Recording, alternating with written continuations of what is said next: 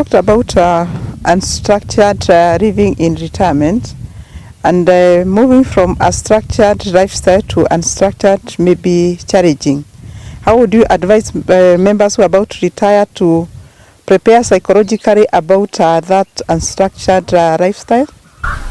First is to identify what they are going to do after retirement, so that there is no gap.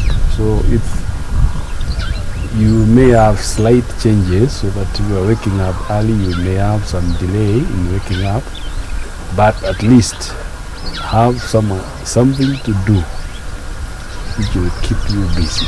Because if you don't have something to do, and initially you may have the money, because the pension, the lump sum is there, that lump sum is very tempting. So the best thing is make sure that money is not easily accessible. So invest it in such a way that it's not easy to access. It's not like a bank where you go with ATM and withdraw the money. Make sure you have low access to the funds, unless it's for urgent use. So that way now, idle time and money will mess you up. That's what I would observe to be very, very, very critical. You should not have idle time, idle money. Those two will mess you up. Mr. Nyachae, you are privileged to be the finance manager in Kengen, and I know you articulated yourself to financial discipline even in retirement. Which financial discipline would you advise pensioners and members about to retire to observe even in retirement? It's good to have very good financial planning. These are the sources of income. These are the expenses.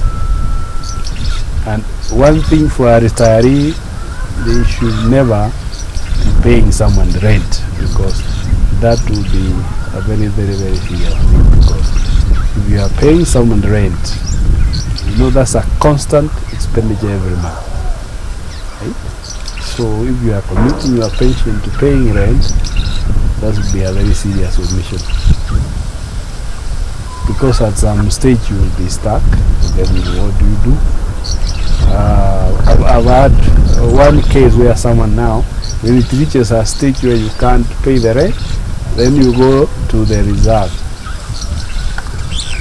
The sad thing is, when you have reached such stage, even your wife runs away, because maybe you didn't bond well with your wife. You mess with the money, and then when the wife is fed up, you see, with this, no way, she'll go her own way.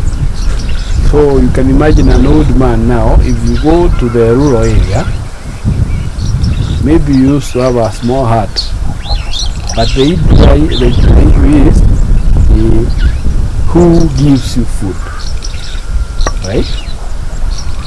Your parents are there, but you will be a burden, right? You can't pay rent in the city, so you go to your old hut. Now who feeds you? Then there are those guys you meet there. Of course they will say, this is a guy from the city, maybe have a some little coin, then you go for the changa, then it becomes people will not differentiate those who used to work and those who have been in the rural area. So financial discipline is the key. So don't pay rent. Plan ahead. Live in your house at least. It doesn't matter the standard of the house. It can be even if it's nyumba ya mabati, it is yours. Unaamka from there, but don't pay rent, because that's very heavy expenditure. Very heavy expenditure, which you, with the time, you may not cope. That is good advice, Mr. Nyachae. In terms of social life, you have said that there before in our off-site discussion, you are talking about social life in retirement, and you highlighted this as a challenge. Which challenges are there, and how do you imagine we can be able to overcome those challenges with the retirement, the pensioners within the Kengen scheme? Social life now becomes, because the number of friends reduce as you retire, you will not receive as many calls as before. And but one thing you'll be sure that at least your family will be calling. So I think the best thing is to bond well with your family, because when you retire, they are the ones normally would be with you. So it's good to prepare for that, so that you don't go out expecting you maintain the same kind of friends. Okay, thank you, Mr. Nyachae, for sharing your story, which is more skewed to financial discipline in retirement, because it is a testimony that you are living the same. I can see you still have a good car, you have a good home, you are living healthy. That shows that you have a balance between your inflows and outflows, and you are living within your means. You are maintaining your same standards of living when you are working and when you are in retirement, and that is a plus to you. And this story you have shared with us will go a long way in encouraging other members who are in retirement and who are about to retire. And we give it a parting shot, then we take a walk in your farm as we tell you bye-bye, and we go back to Nairobi. Thank you. Of course, one thing I'll emphasize, the people when they retire, they should diversify their investments, but they should never withdraw from Stima Sacco, for example. That was a very, very useful thing, and they should be continue saving there, because forced saving seems to be working to most people. If you are told to get your money, take it to a bank, it is very cumbersome. Let the money be deducted at source. You borrow, let the money be, so that it comes is committed. Diversify as much as possible, so that if there is at the end of every year, at least after 12 months, you are sure you are going to get your dividends. And then if you also have your pension, that's a plus. If you have some little income from farming, it's a plus.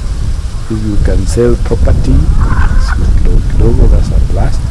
But you should not put all your eggs in one basket, as we say. Diversify. Take a few shots of the sun as you see what you are doing in your beautiful farm. Yeah, let's start.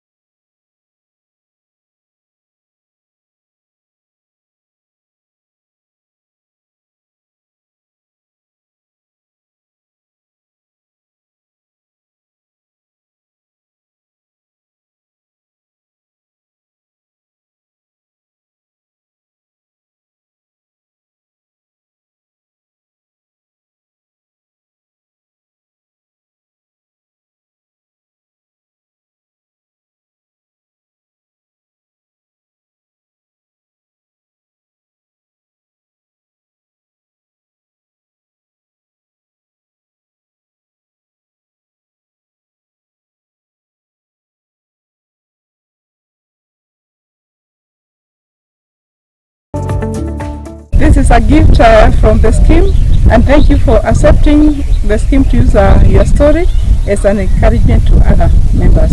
Thank you. Thanks for the visit, and also you are welcome anytime. Tell us about, I can see you have a rungu. Were you accustoming yourself to the Maasai culture, or what about that rungu? This for support, Yeah. for security, Yeah. in case we come across